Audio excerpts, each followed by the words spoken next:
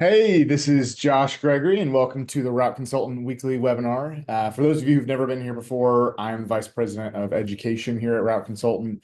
Our team ran hundreds of routes across the country in both P&D and line haul, and today these are here to help both current contractors that are already in the space, that are trying to find ways to run more efficiently, to add profitability to their bottom line, and to just handle all the crazy things that seem to happen in the FedEx industry all the time.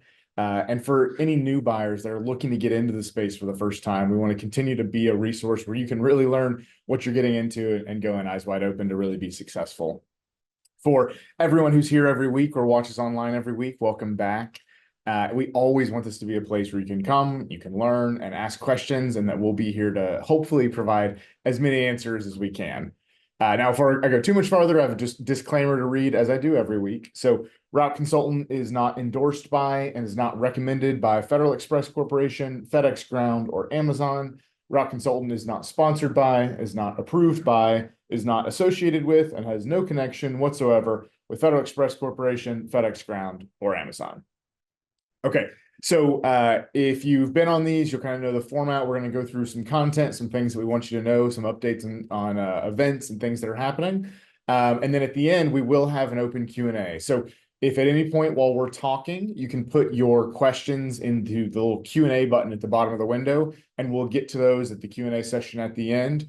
And those can be questions about what we talk about today or just anything about the industry as a whole, and we'll be here to answer those in as much time as we have left. So if you've been on the past few for P&D, we've talked a lot about planning and how to prepare for peak season. But one of the biggest things that you really need to be paying attention to right now are your people. So what we wanted to talk through today is really help you think how to manage your team. So that's both the logistics of all of the scheduling and the hiring, but also handling and coaching their mental states in what is really the most stressful time of the year for both you as contractors and them as drivers. And so, of course, for this conversation, we have brought Dave and Amy Byers back on to give their perspective. So I see you guys there. Why don't you come on and say hello and just give a quick intro for anyone who hasn't met or seen you all yet. Hi guys, Amy Byers with Slicker Trucking. I am the COO of Slicker. I've been doing this with Dave for about 7 to 8 years, supporting his operation kind of in the background as most of us do. But we are in P&D, 4 terminals, various sizes, line haul in 5 terminals, and custom critical in 1. We also have express integration in 1, and we run 7 days all the time in another one. Hi, I'm Dave Byers, president of Slicker Trucking. We've been in business for 18 years. And like Amy said, we're in the P&D and the line haul world, and also in the custom critical. So yeah. You guys have done it all and done it for a long time. We're working on it. You got it. Perfect. So I teed it up, but I think one of the biggest things right now, just as kind of a starting point. So how are you all gearing up to balance all of the crazy, the hiring, the scheduling that are about to happen as we head into peak in the next month or so? Yeah. So Dave jumps in usually in the beginning with like all the beginning plans. So we started a couple weeks back. We did a peak planning. Where are you at, kind of end of August, September. And we talked through trucks and things like that. And we're still, kind of still trucking ahead with all that stuff. But right now, the big focus is on people. And I think the big piece of the people puzzle is that balance between covering the stops, doing what the customer's asking you to do, making sure that you're set up for success, but not overstaffing, which then cuts into your peak margins. And really, like, what is that, what does that dance look like between kind of understaffed and overstaffed? So we are dead smack in the middle of it. And we will look at this another 3 to 4 times, over in the next couple weeks. Yeah, over the next couple weeks to about November 1st. So we're really kind of ramping up. We want our last new hire, which, obviously you're always going to have to replace or move or make changes, but our goal is to be fully staffed for peak by November 1st. No later. So most of our people are already on staff or are in the works or in training. But we want to make sure that we have that good ramp up, quality training, not rushing into things with, with some of the schedules looming, and safety KIs and things like that, we want to make sure that we can manage a sustainable and scalable peak. Yeah. And I know that's something that we've talked about plenty of times, where you can wait till the last second to bring somebody in, and yes, you're saving on payroll, but then you've brought somebody in who isn't trained, and you're trying to scramble to get them on the road, and has all kinds of other problems. And really, that's what Schedule K is supposed to be for, is so that you can, not supposed to offset your costs 100%, but it is supposed to offset those costs so that when you do bring these people on, you're not, the volume's not here yet, but it'll help offset that training and getting those guys in routes and moving things around. So, but yeah, so we're right in the thick of it. Yeah. And But I think you kind of said that you're doing a balancing act right now of yes. deciding who to hire and how to just maximize what you already have. So Yeah. kind of talk through that. So we do, I kind of took some notes just briefly to kind of walk myself through kind of our process. But we do unpack just a few things out of the gate when we start talking about staffing, right? Which is understanding that not all your drivers are created equal, right? And today in this climate, I think everybody is probably going to start shaking their heads, is that reliability today kind of trumps productivity. So there's kind of a new layer of I guess metrics that we're managing to, which is attendance, right? Reliability, responsibility, accountability, and coding and things like that. So those things are super important. So we have to understand that not all drivers are created equal. So you're not going to have a whole team of studs that can do 200 stops a day. Especially if rural, if you have rural routes, you're not going to even need that. You need somebody that's consistent and safe and that can do, 40 or 50 stops a day, maybe. So the first thing is to manage kind of understand your current work, what that composition looks like of your driver base. Talk about bulk, which is kind of a two-prong, which is will it fit, which is more on the truck side, which hopefully you've already kind of talked through that. But on the people side, it's really about mental state and capacity, right? The person's capacity, and maybe even physical ability to move those boxes. And what does that plan look like for you and your operation? And then, Josh, you hit it right on the head with driver preparedness, which is really a big holistic look at their preparedness. So, are there medical certs in check? Is anything going to expire over the course of peak? Being that driver's license, med card, their qual cert training, and then also then moving into their personal life, their professional goals, mental state, what they all have. Everybody knows you bring your stuff to work with you. So are they mentally prepared and physically prepared for this season, for the longer hours, for the stress, for the volume and those things. And then, so looking then at capacity, so not just the driver preparedness, but the capacity as far as opportunity. So when you look to hire, you obviously know that your existing drivers have capacity. And what I mean by that is if the guy's doing 100 stops today, every day, what does that look like going forward?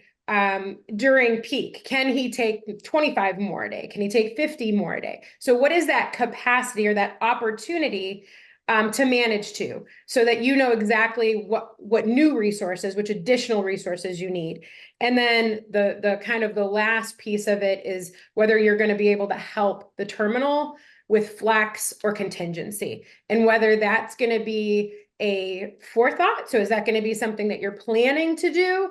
Or is that something that's going to kind of be an afterthought that's like, whew, if I have enough people and my stuff is covered, then yeah, I can help you with one or two, but I'm not going to, I'm not going, all in and building a contingency team or a flex team.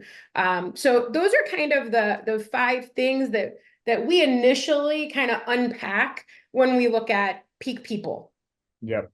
Yeah, a quick thing on that last one. You talked, the contingency side. What can you do if you're a contractor who says, yes, I would love to provide extra help. I think I can have the resources and make it work. Like, what are good ways for you to find out if that's actually going to be a need at the terminal? So the big conversation for us, I feel like the terminals are coming to us, right, and asking us specifically, do you plan on having any extras? Do you plan on helping? Obviously, we've been in the game pretty long, so they know kind of to ask us these questions over the years. But if you haven't been approached, go to your terminal manager and ask them, if there's any concerns within the terminal. I'm sure if your eyes are wide open, you're already seeing that there's going to be opportunities in the terminal. And then you can make a plan for it. So what we do is at this stage in the game, we are now planning to cover our own stuff. Just as far as planning. Now we will help, we will run contingency, we will help with flex within our terminal or nearby terminals. But our plan today is to look at what are the needs to cover our current contracts. And then what we do kind of in the background is know that there's a handful of conversations to have with some of our stronger drivers. The guys that are super independent and that can just go to a different terminal or take over a different area within the same terminal and don't have to really be micromanaged. You can send them with a truck and a ground cloud or an iPad or whatever routing system you use and a scanner and just say, see ya, like, thanks for helping. And these guys are going to obviously have an opportunity to earn a little bit more money, that kind of contingency share or that flex share. So they're willing to do that. So to have those conversations also with those people that you may see as those maybe contingency drivers or strong lead drivers, those are good conversations to have right now. To just check willingness, are you available 7 days? Are you available to go away? And have those conversations, yeah, I'm willing to go to the next door terminal, but I don't want to go out of state, or I'll go out of state for a couple of days, but I don't want to be away from my family 7 days a week. I don't want to live in a hotel for peak.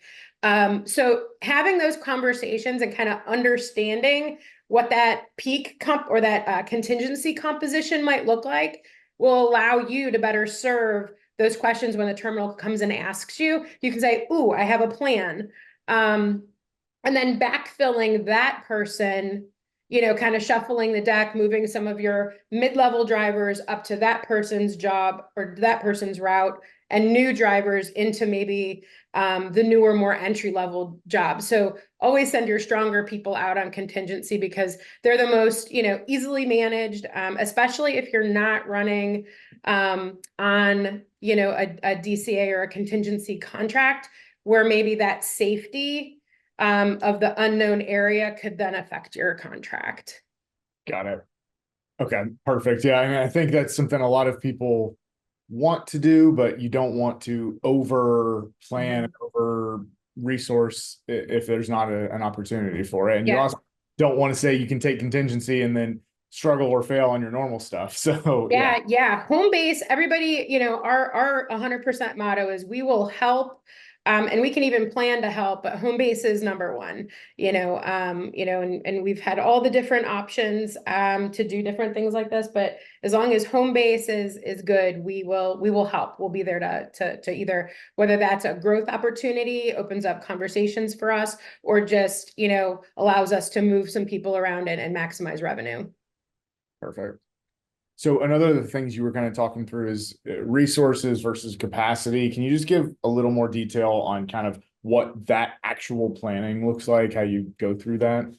Yeah, so we look at, right now when we look at people two different ways. We look at shifts, work shifts. So that would be routes on a daily basis and then a weekly basis. So, if you run 13 or 12 on Saturday and 10 on Sunday and 15, 15, 15, 15, it comes to, 80 or 95 type resources on the week.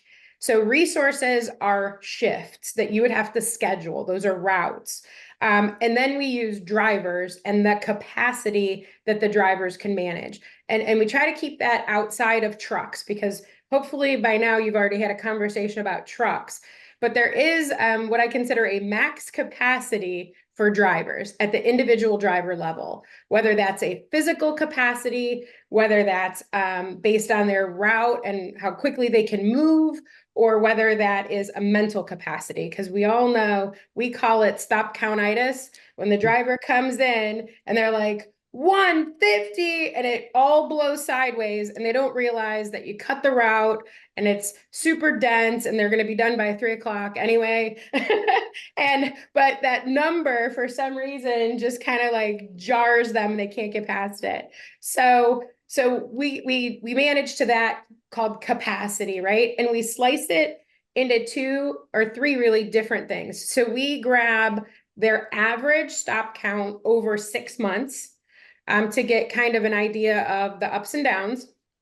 And then what they're doing currently is just an average, daily average. So that's daily average. Then we look at peak average, which is kind of what we look at as the new normal, right? So is that 100 going to 125?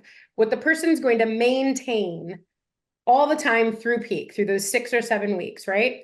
And then we call it max day, which is literally how far can I push this person before they break?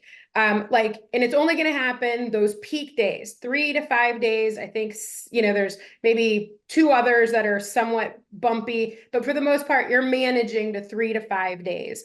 And on those 3 to 5 days, how much can that person take and still maintain quality of life and safety, and and not rushing through coding and not hurting themselves and not getting burned out, and not just typical peak burnout where we're all exhausted, but I mean truly like, I don't want to work here anymore, this isn't for me, right? So managing to the person's personal max. It's kind of like what you look at when you're a weightlifter and call it a PR, right? You can't do it all the time and you can't do 500 reps, but you can do it once or twice. Yeah. So those are the max. That's the capacity that we measure to. So that's an exercise that we do with our staff internally. And you have to measure those things 2 different, you have to manage them individually, because you can have a team of people that can cover whatever you think your max stops are, but you don't have enough days to cover the shifts.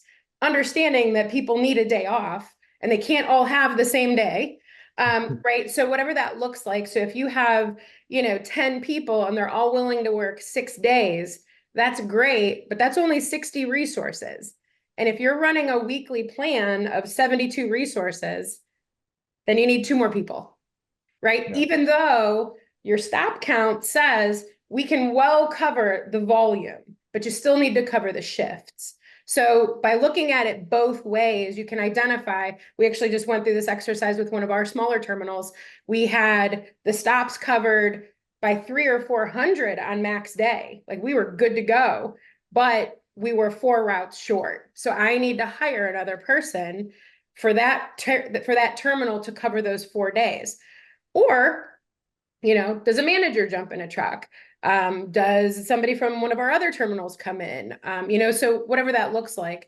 Right now we're planning without our managers because we know call-offs and things happen. So we're trying to keep those resources freed up. Okay. But that's the difference between kind of resources versus driver capacity. So you generally plan, managers are never in the trucks knowing that they inevitably will be, but they're your buffer.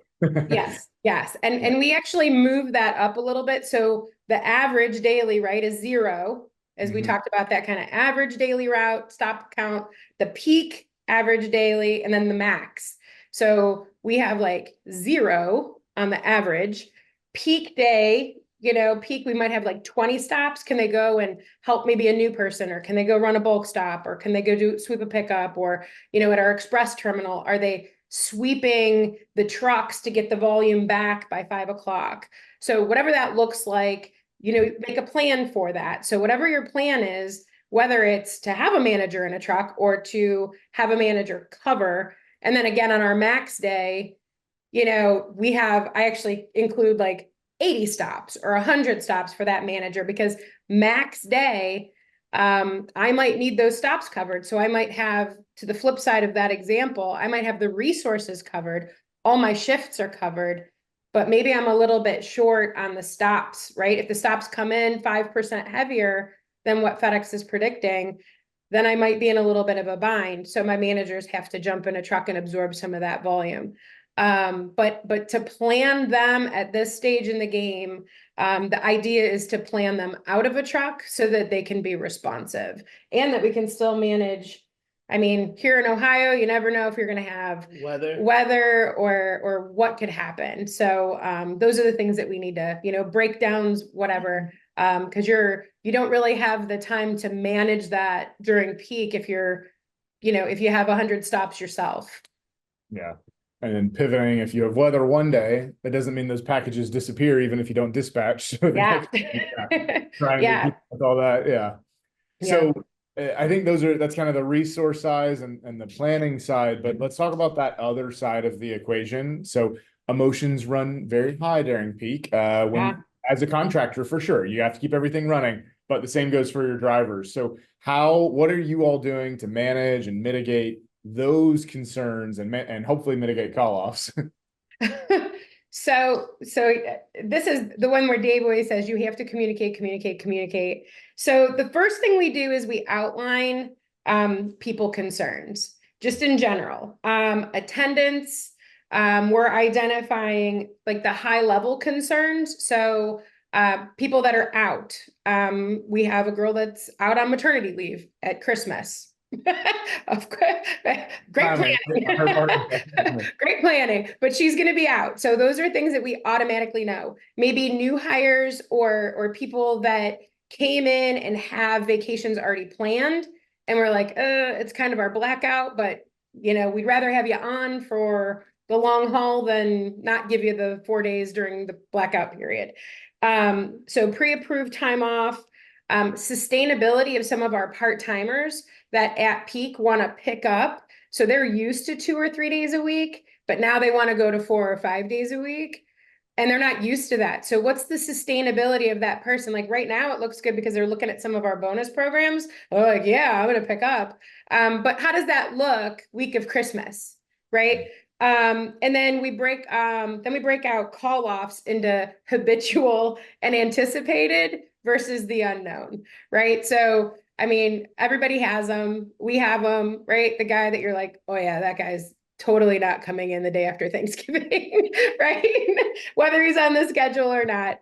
And then we talk about new hire retention. So of those new people, what is that going to look like? Are they going to make it through, that really intense season?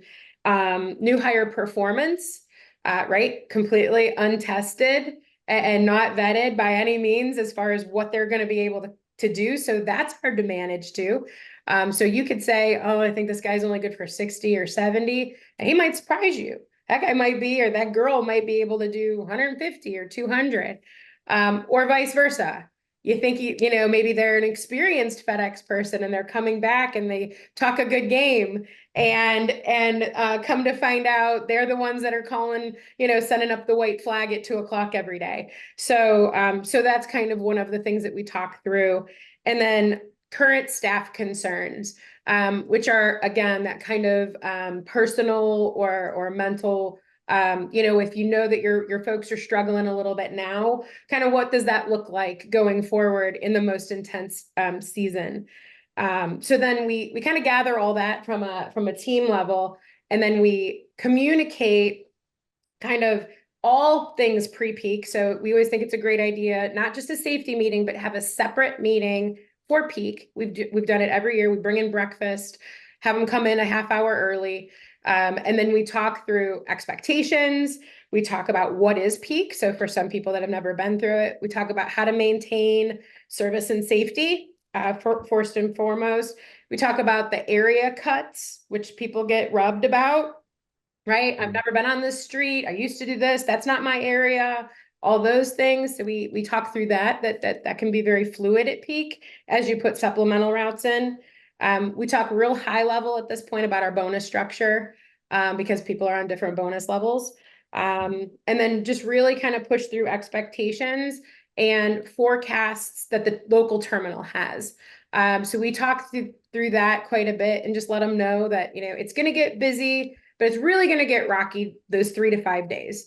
And we're going to be here to help. And we brought in the help and the necessities. And then just the last final piece of that is an individual letter to every single employee that outlines these kind of metric, their benchmarks and their thresholds in a letter. So it allows them to take it home, read it, digest it, not in a public setting, not with their neighbor, and say, this is what you're currently doing. These are the current hours that you're working. We expect you to work these kinds of hours and do this kind of stop volume. And then the money's going to kick in, the extra money is going to kick in when you hit your weekly threshold of this. So, and you have to maintain attendance and all the other, check boxes. But I think at that point, it allows them to have a one-on-one conversation with us to say like, hey man, this is unreasonable. I don't think I'm going to be able to personally hit these. But we try to make it attainable, achievable, but still, to where they kind of have to earn it. A bonus is called a bonus for a reason. It's not a gimme, it's a bonus. So they should have to work for it. Same way we do.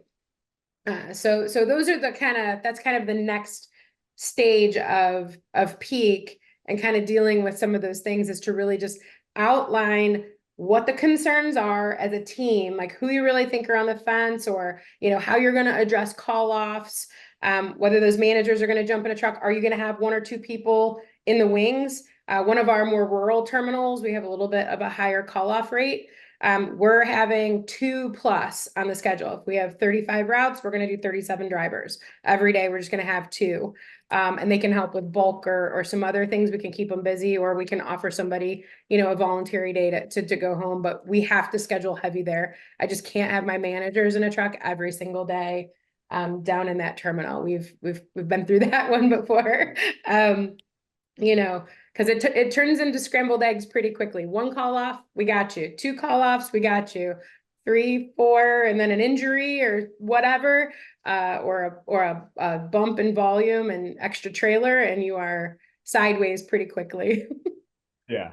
And I can't say how important it is that you have that communication. Like, it's what you both said, that it's really important, but like from a driver perspective, if it's a surprise, it's a bad thing. And those surprises could just mean that they quit or they call off.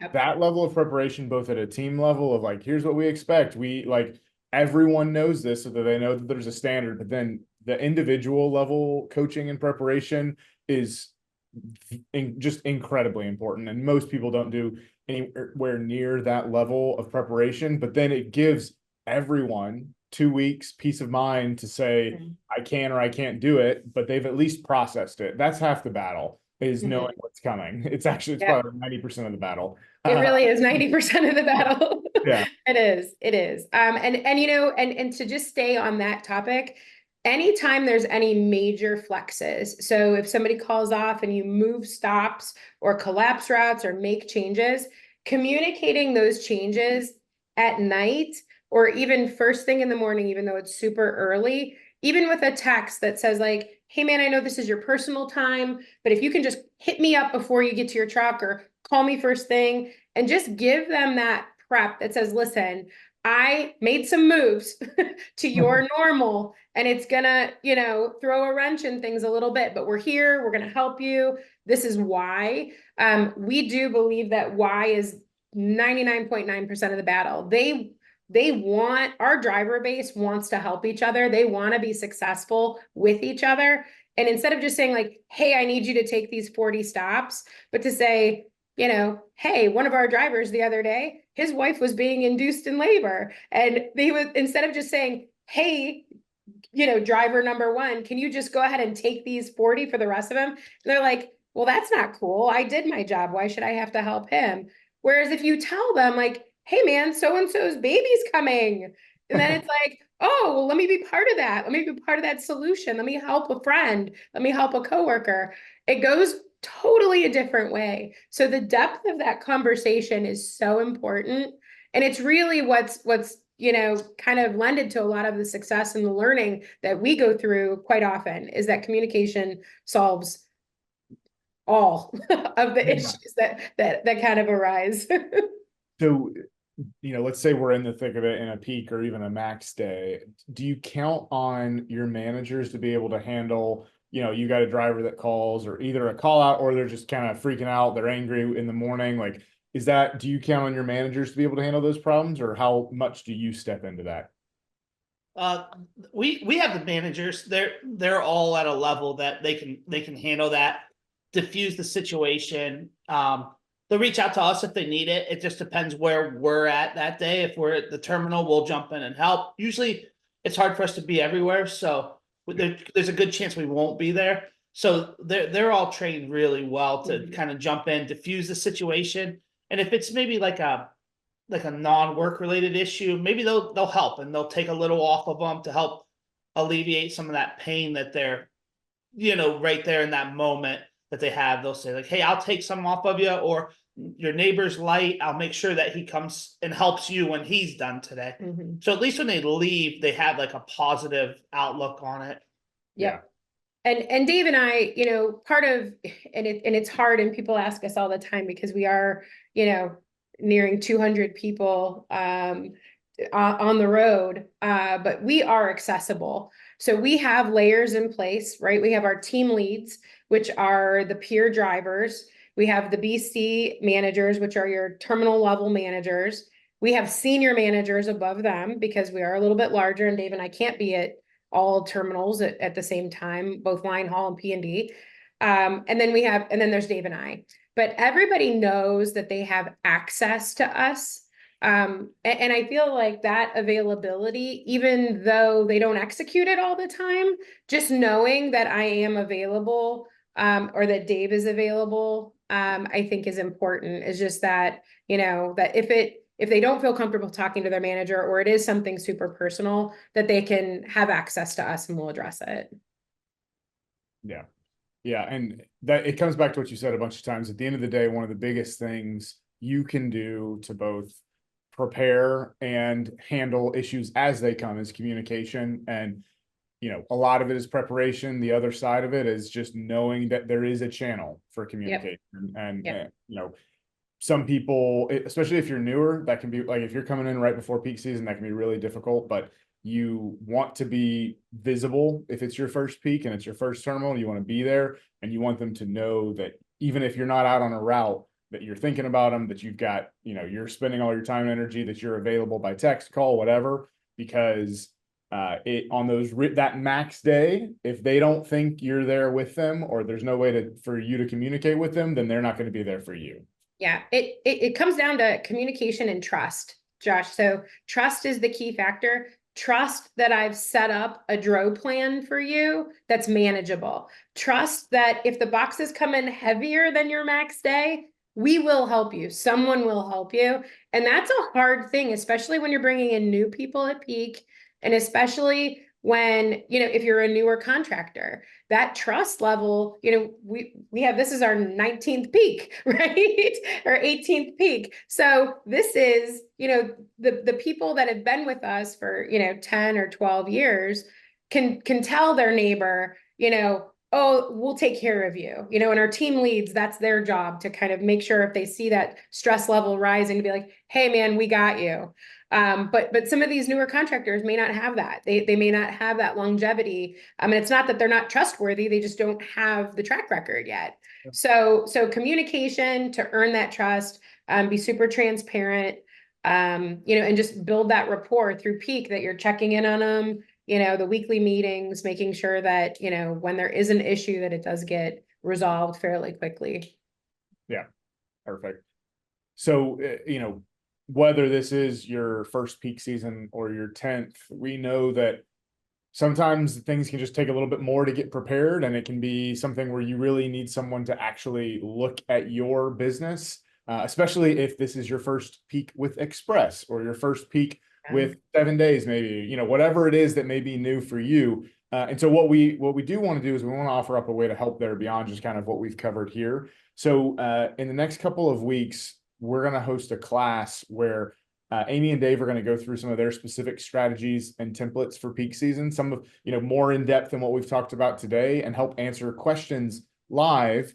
And then we're going to help you kind of go back, and you'll have those resources.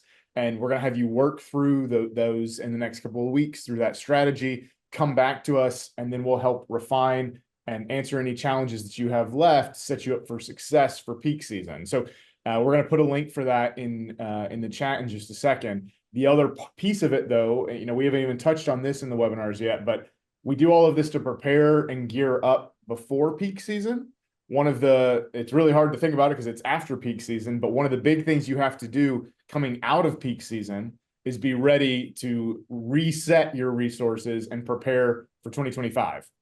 So the second piece of this same kind of project that we're going to be launching is at the beginning of next year, helping you right size and optimize your resources to set your foundation for 2025. So our team is going to run an analysis of your business to show where all your profitability gaps are, and then paint that roadmap for success in the new year. So if that is where you are and you want help to maximize your profitability and resources during this peak season and through all of next year, we put that link in the chat.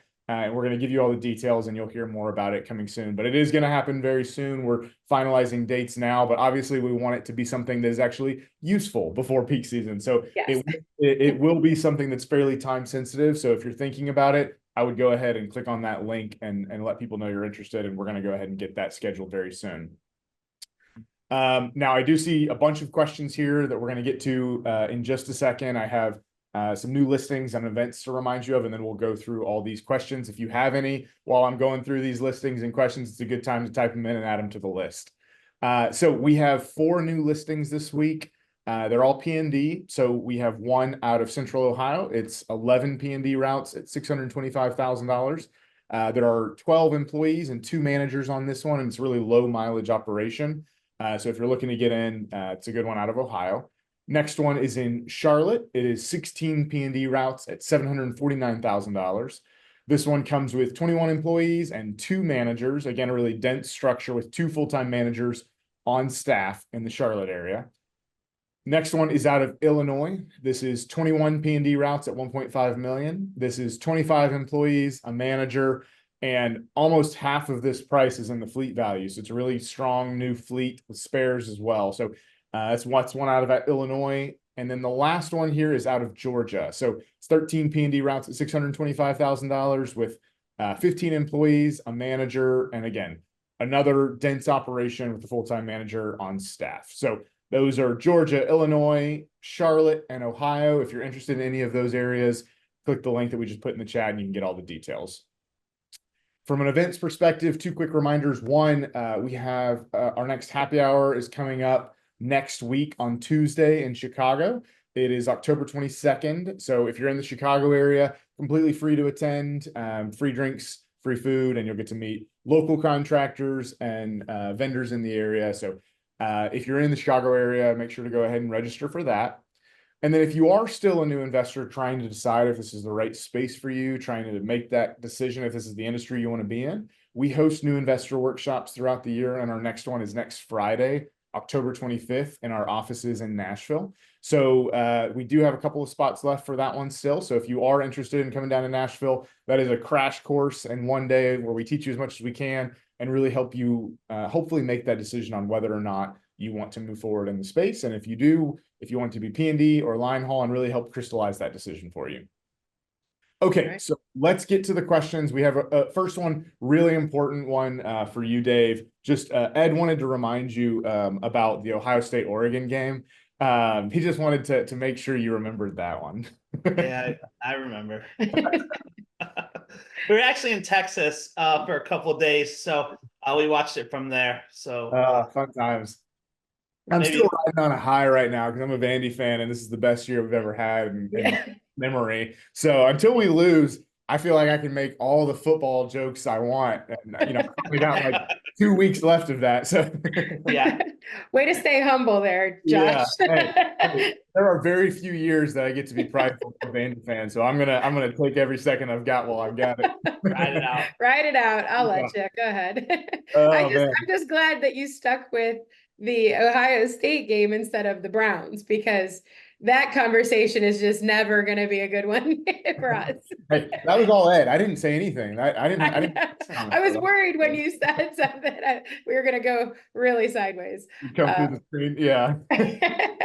Okay. Ed has a real question though. So a couple questions around, you mentioned your bonus and payment structure. Yeah. How do you change those incentives for peak season? Okay, so we're going to hit it. I'm going to kind of talk about this on a couple different levels because we've changed it over the years. So back in the day, in Ohio, you were allowed to pay per stop. And that was back when some of our thresholds were actually per route, per stop.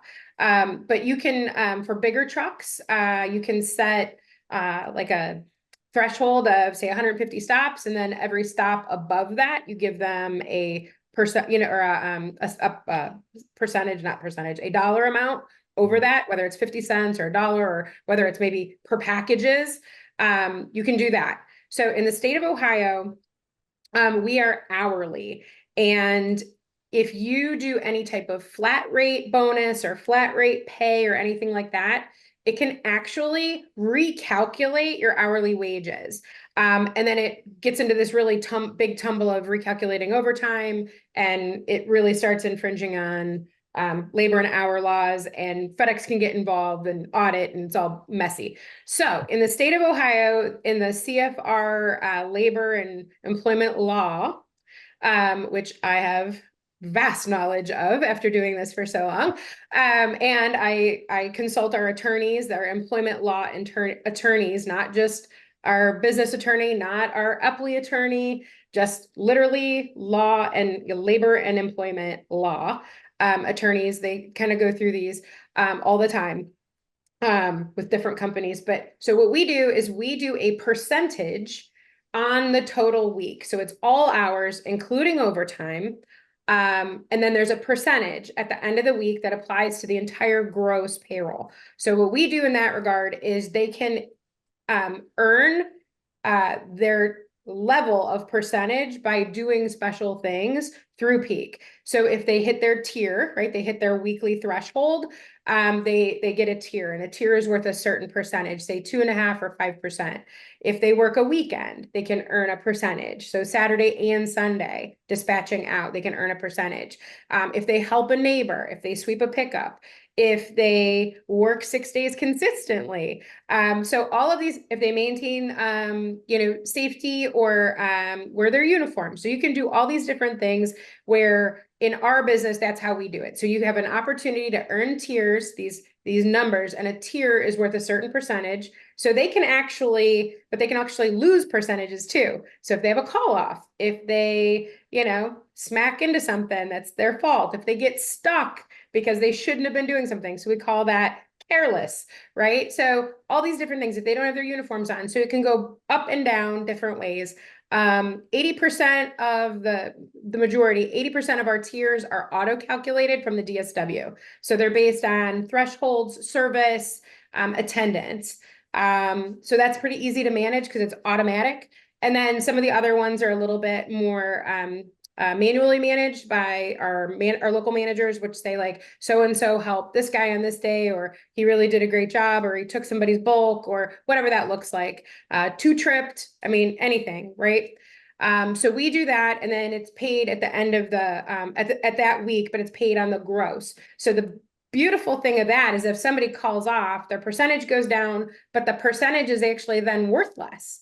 Right? Because 6 days, if it's a percentage, that percentage is worth more. So it encourages them to continue to kind of push during this tough season, and also maintain culture and professionalism, right? Because you don't want someone, the idea is that it's sustainable for the whole peak, not just I came out of the gate shooting and by Christmas, you're, throwing up birds and telling people to screw themselves and all the terrible things that people can do when they're frustrated. So it has to be a sustainable program.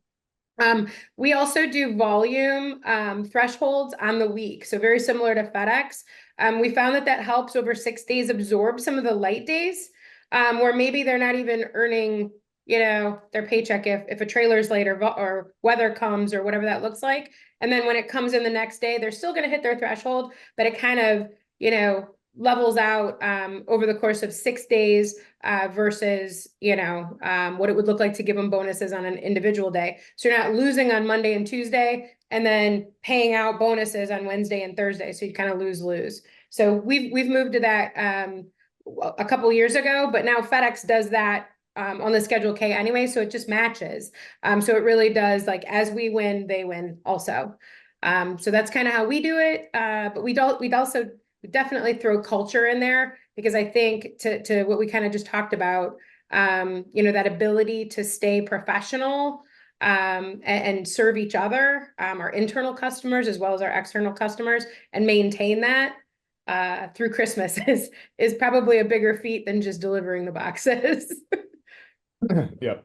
Okay. So next one here is from Daniel. So, what are the discrepancies or differences you run into between kind of the way people show themselves to be in interviews and versus what they're actually like once they're outside of kind of their training period? And what I think probably a good follow-up there is, what have you discovered over the years are good ways to root that out early? You wanna hit the hard worker right out of the gate? So Dave has this joke, and it's when I came on full time, it's not a joke, it's 100%. So we go in that whole, a lion doesn't have to tell you they're a lion. Okay, it's that whole back to, if I'm a good person, I don't have to say, oh, Josh, I'm such a good person. So anybody that comes into an interview and says, I'm a hard worker, no way, you're the first person to call off. Or they say, I'm going to do 180 stops out of a P1000, and I'm like, you're good for 80.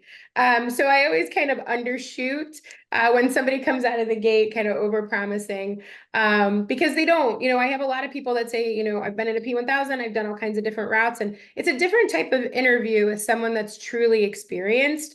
But that discrepancy is exactly what we talked about when I said, new hire performance, and having those conversations. And that's why Dave and I honestly start hiring in late August, mid-September, is because you will flush out, not flush out people, but you'll put them in the right areas. So right truck, right route, right driver. And we're fortunate that in all of our terminals, we kind of have those different routes, right? I have in our metropolitan standard area, our bigger terminal Cleveland area, that one does have some rural. It's not nearly as rural as our rural routes, but there's things where you can put somebody, in 100 miles with, or 150 miles with 60 stops, or you put, or they show themselves, they show up, and you can kind of move the deck around, maybe plug that person into a more senior role, and that frees up your contingency resource, right? Because they're stronger than you had anticipated. But yeah, you're gonna, that's why we hire so early, is because we want to make sure that safety is first and foremost, that policies and procedures and best practices are followed and can be maintained and sustained. And then also then managing to their capacity, right? What their capabilities are. And again, today, somebody that shows up every day willing to work, they got a place here with us. I don't have all my contracts. I don't have a 12 route contract that has all 12 P1000s and I need all senior drivers. I don't have those contracts. I have a very hybrid mix of contracts. So we need that guy that can do 80 stops, but I also need the guy that can do 350 at peak time. So it's just really kind of working through those things. But that's why we say kind of jump early. FedEx gives you that kind of offset money mid-September. That's when you should start hiring, because we're past that now. But if you haven't started hiring and you need those resources, you got to do it now, because you have a month, maybe 5 weeks before we're going to really start hitting the ground. And you want to make sure that those people feel comfortable, that they're safe, and following up and asking your new drivers how they're doing. And if you see that they're falling below maybe what they claimed in the interview, have that hard conversation. Say like, hey man, we talked and you told me you were good for like 140. What do you think? And they might say, oh, well, because, I'm on this more rural route, or I'm not used to loading in this type of truck, or I'd really prefer a P700 versus a 14-foot cutaway. And if you have the ability to kind of move those and shift and move, or maybe they're just have never loaded a truck before, because they had shelves. So really kind of honing in and helping them get to that number, or then just moving and finding the right route for them. Yeah, yeah, I think that makes all the sense in the world. I saw actually two people ask about this. How do you change your plans when you're talking about peak prep for line haul versus what we've talked about around P&D? Oh, Well, Me too. with line haul, you can only take 2 trailers. So we add 1 day onto every line haul driver's work week. So if they're 5, they go to 6. If they're 3, they go to 4. 4, they go to 5 days. And we don't rent tractors. We have a bunch of spares. So we can fire up the spares that maybe run during the day. We'll kind of slip seat. So we'll add drivers to the tractor, because their day can only go so long, but you can kind of split the tractor between 2 people. But we also think about after peak and what that looks like with all these line haul drivers, and we're pretty proud to say we've never had to lay anyone off after peak season. So we kind of think about that when we go into peak, with our capacity. We could fire every truck up and put two drivers in every truck, slip seat them, and really rock and roll. But after peak, these guys need a home too. So we try to take that into account, so that we're not just selfishly filling the seats and trying to run as hard as we can for that 2 month span or so. Yeah. So then from an incentive standpoint on the line haul side, we do, very similar to the P&D side, just not stop. So like Dave said, if you're a line haul driver, my one line haul guy can only take 2 trailers. So really the only way for him to, kind of push the envelope is to pull that extra day, or to maybe even ask the terminal if they have a triangle. So instead of sitting and waiting for 2 hours, is there something available now? Or do you need equipment moved while I'm sitting? So we incentivize that extra work. We incentivize the flexibility. We incentivize split schedules. So, maybe we're overstaffed with all these peak hires on Wednesday, and that's a really weird day in the middle of the week to take off, but we'll incentivize that for taking that weird schedule. So if you take off a Wednesday or a Thursday as your 1 day off, that'll pay a little bit differently. Picking up the extra day, working the Saturday and Sunday, same concept as the P&D routes, giving them that incentive. We do not bonus on safety. I know that's kind of one of our biggest questions about, do we bonus line haul on safety? And we don't. They're professional drivers. They're required to be safe and not hit things and do their DOTs and their pre-trips. So we try to bonus and incentivize for culture and teamwork and productivity rather than safety, because that's just kind of a non-negotiable when it comes to what we do. So, set that kind of core, and then you can build on top of it. Yeah, gotcha. Okay, another one here from Mark. So, if there's a scenario where you've hired a couple of extra drivers for contingency, what do you do if you have 2 extra drivers and they've all of those drivers have shown up? Is this something where you have them all come and then you have to tell 2 people to go home, or do you kind of try to handle this on the front end with the way you schedule? So in that example where we had 35 routes and we'll schedule 37 people, in that particular, so that was our route, that's our contract that we have the most call offs. So there's a couple things that we can do. We can utilize them to help shuttle trucks and kind of do some maintenance. We can offer other people, maybe the people that were not really thrilled about picking up a mandatory 6-day, and offer them the day off. So they take a voluntary day off, mindful that you then have to pay them for the hours that they were there. Or you can give somebody a light day. So if you just know somebody is going through something, or maybe they had a little bit of bulk, or they have some pickups, you can put them to work and really kind of spread that out. We've also had situations where we've had, like on Mondays, we have a ton of business pickups. The boxes are just huge. And on Thursdays, so on those days, maybe we throw them as a jumper, pay him the driver rate, but give that guy a little bit of help. And it sustains both. So if somebody says, like, I don't want to go home, I need this money, we'll put them to work for sure. So there's a lot of different ways that you can utilize those drivers, especially at peak. You can also poke the terminal and say like, hey man, what do you have? And a lot of times they'll have a kind of a backlog of ICs sitting around, and they'll just be super happy if you just take 10 of them, just to shuttle them out there. And Then they can go help with pickups. and at that point, your strategy is a little bit different, right? You're like, oh my gosh, I'm going to lose my tail if I only send that guy out with 10 stops. But what does that look like as far as mending relationships, building relationships, serving your customer, and potentially having some growth opportunity? So that's an investment that you have to make in your driver pool by not sending them home, but also to your customer by maybe, seeing that as a loss leader, right? Yeah, it's running an unprofitable route with the understanding that there is some goodwill and equity you're building. Correct. There's always the chance something else pops up too. Yeah. Someone gets sick, someone has to leave, and he's available with a light enough load that they could jump in and help out. Yeah. And it's nice to have that person around to kind of rescue in that like 3 to 4 o'clock hour. So as, if you can keep them busy during the beginning part of the day, and then as stuff starts unraveling and falling apart at the 3 o'clock hour, they can go out and rescue, go sweep some pickups. Like I said, if it's an express terminal, maybe that's the person that goes and sweeps trucks and gets those boxes back to the terminal in time.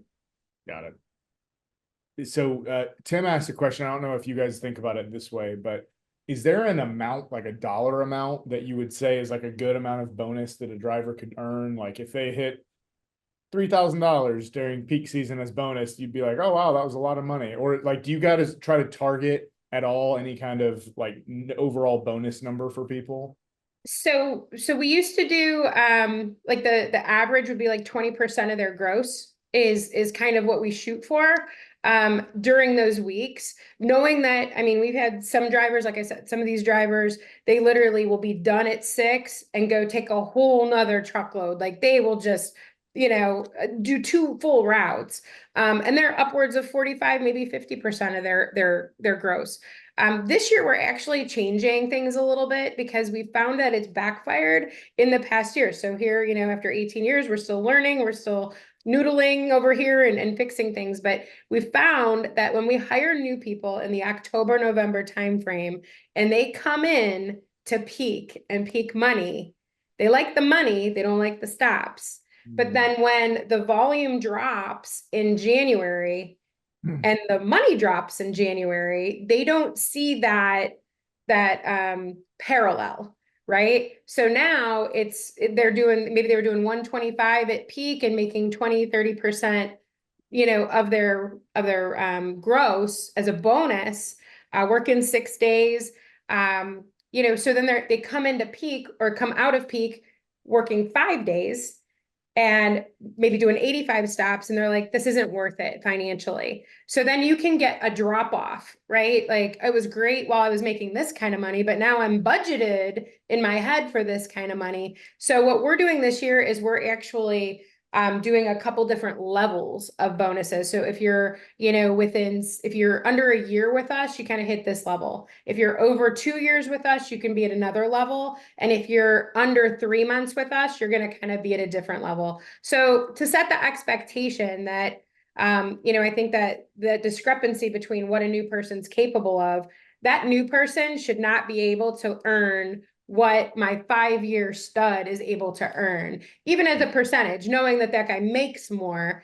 And then on the other side, our 6th day pays all overtime. So we pay 100% overtime, time and a half on that 6th day. So they're already getting, 29% more to come in on that day alone. So the expectations are higher on that day. And again, all of these things are things that we walk through in detail at that team meeting, so that when the chatterboxes start behind the truck of would you earn and how many stops are you at and what tier are you at, do you think, that they completely understand that this is what the expectations are for the money that they're earning. So I think it's about communication, but those are the kind of the guidelines, if you will.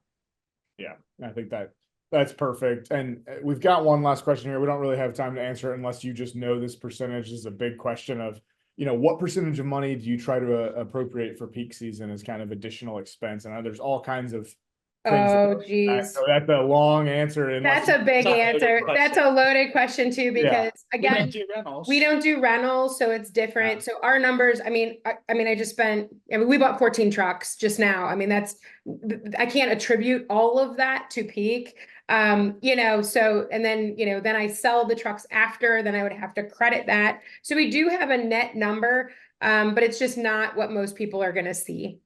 Yeah, and we see the same thing all the time where one person's peak preparation varies completely to somebody else's in Yeah. terms of their strategy, and also even varies completely year over year based Mhm. on where their fleet and their people are. So it's a really hard number, and that's one of those things where we can work directly with you on just your individual business, but to answer at a general level is almost impossible. Yeah. We try to talk about it at a general level, but there's really not a general answer. Yeah, we can talk about the components that go into it, but things are different. I'm not a driving BC. I'm not a driving AO, but I know there are some AOs that are going to get in a truck this peak, and we were there once upon a time, right? We just don't have that. We don't have that bandwidth right now to allow for Dave and I to be out of a truck or to be in a truck, and let the other pieces fall. So Yeah. so we have, but last year, our general manager and our senior managers were in a truck fairly often. We had a really big growth area in our rural terminal.